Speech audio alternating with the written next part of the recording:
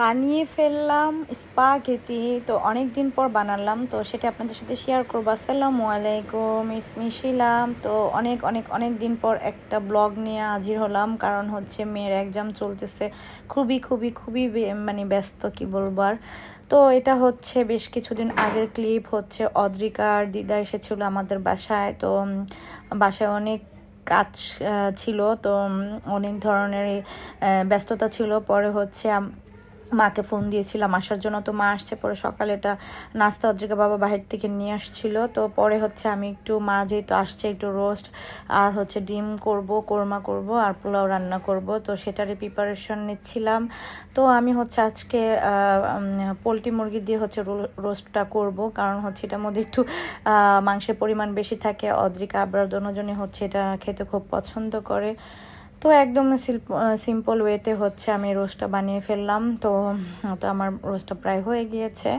আর অদ্রিকা দিদা হচ্ছে 4-5 দিনের মতো ছিল আমাদের বাসায়। তো আমি হচ্ছে ভিডিওগুলি হয়তো কিছু কিছু করেছিলাম, বাট এডিট করে হচ্ছে পোস্ট করা হয়নি, খুবই খুবই খুবই ব্যস্ত।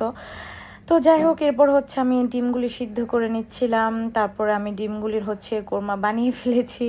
তো এই কোরমাটা হচ্ছে অদ্রিকার দিদার হাতে বেশি মজা লাগে, তো আমিও চেষ্টা করলাম সেভাবে করার। তো লাস্টে আমি হচ্ছে একটু ঘি দিয়ে নামিয়ে ফেলবো। দেন হচ্ছে আমি পোলাওটা হচ্ছে বসিয়ে দিয়েছি। আর হচ্ছে তো আমি হচ্ছে নিচের চুলায় হচ্ছে পোলাওটা বসিয়ে দিয়েছি। আগে একটু ভাজা ভাজা করে তারপর হচ্ছে আমি গরম পানি অ্যাড করে দিব। ভেবেছিলাম যে রাইস কুকারে রান্নাবো, ভাবলাম থাক আজকে হচ্ছে চুলায় রান্না করি। আর এই তো আমার হচ্ছে রান্না বান্না শেষ। আর এই তো সবাই মিলে এখন হচ্ছে আমরা লাঞ্চ করব। তো যাই হোক, আজকে একদম সিম্পল ওয়েতে রান্না বান্না করেছি। আর হচ্ছে অদ্রিকার দিদা হচ্ছে গরুর মাংস একদম পছন্দ করে না, খুব কম খায় আর কি, সেজন্য আমি মুরগি দিয়ে আইটেম করেছি। তো মার সাথে আবার চলে গিয়েছিলাম স্বপ্নতে স্পাগেটি আনার জন্য। তো মার নাকি অনেকদিন ধরে হচ্ছে এটা খেতে ইচ্ছা করছে। তো ভাইয়া তো প্রতিবার নিয়ে আসে, এবার হচ্ছে যখন আসছে নিয়ে আসে নাই। তো মার নাকি খেতে ইচ্ছা করছিল, দেন হচ্ছে আমরা নিয়ে আসলাম। আর এদিকে দেখেন আমার আব্বা হচ্ছে আমার ঘরের সব ফার্নিচার বানিশ করে দিচ্ছিল। তো আব্বা হচ্ছে মোটামুটি অনেক অনেক অনেক কাজ জানে। আমাদের আব্বা হচ্ছে অলরাউন্ডার, একদম সব ধরনের কাজই সে জানে। তো এটা কিন্তু সে কখনো করেনি, বাট হচ্ছে দেখে দেখে শিখেছে। তো মাশাআল্লাহ অনেক সুন্দর হয়েছে। আমি একদম সব মেডিসিন হচ্ছে আনিয়ে দিয়েছিলাম, তারপর আব্বা আমাকে করে দিয়েছে। এবং লোক দিয়ে আমি ফার্নিচারগুলি ধুয়েও রেখেছিলাম, জাস্ট আব্বা হচ্ছে বানিশের কালারটা লাগিয়ে দিয়েছে।